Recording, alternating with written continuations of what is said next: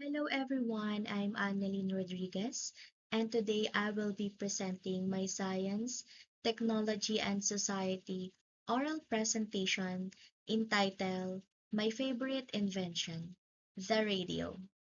I choose radio because it is one of the most important invention in communication and it is still useful up to this day.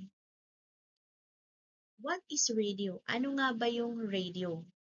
Radio is a device used for communication that transmit sound through radio waves. It allows people to listen to news, music, announcement, and information without the use of wires. The radio became one of the earliest and most effective ways of sharing information with the public.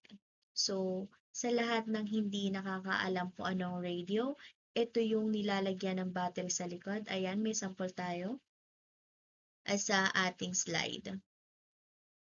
And who invented radio and when? Sino daw ba ang naka-imbento ng radio at kailan ito na-imbento?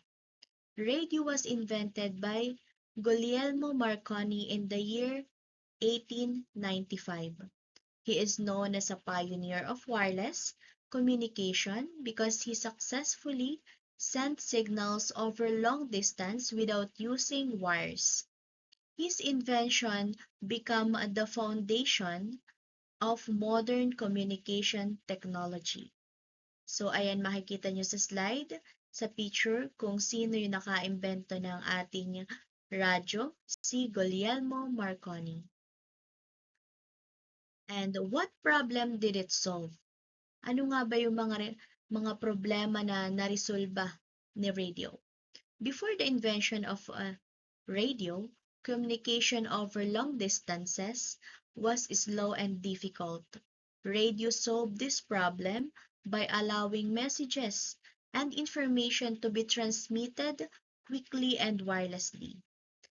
It became very useful during emergencies, wars, and disasters because it helps spread important information in a short amount of time. So, what does radio affect society today? Paano nga ba ito nakakaapekto sa ating society? Until today, radio continues to play an important role in society. It is used in education, especially in areas where internet access is limited. Radio also serves as a source of entertainment for people living in rural or provincial areas where television and internet are not always available. It provides music, dramas, programs, news, and public service announcements.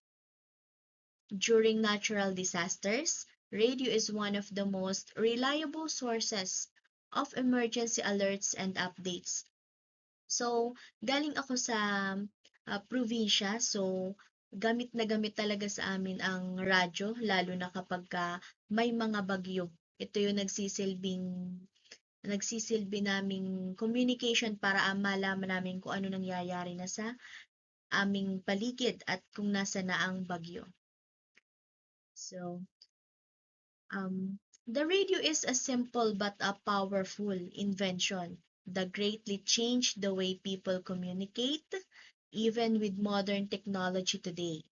Radio remains useful, especially in reaching communities and providing important information.